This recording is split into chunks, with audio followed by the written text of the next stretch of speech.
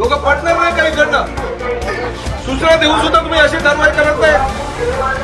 तुम्हाला सांगितलं आता तर मी ही विजिट ऑफिशियल विजिट केली होती तरी ही अवस्था मी बघितल्या त्या 2 जागी तुम्ही केलेल्या बाकी ठिकाणी इकडे शौचालयाची अवस्था माहिती. सस्पेंड कोणाला करू तुम्हाला की डेपो मॅनेजरला मला सांगा. मंत्र्याची ऑफिशियल विजिट असल्यानंतर सुद्धा ही अवस्था आहे. चालू करा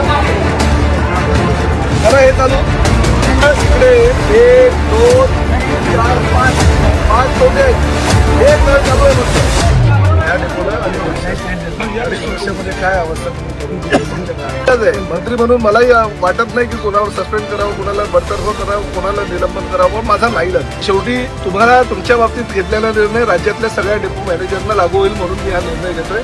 त्यांना ताबडतोब सस्पेंड करून टाका. ताबडतोब आजच्या सस्पेंड करून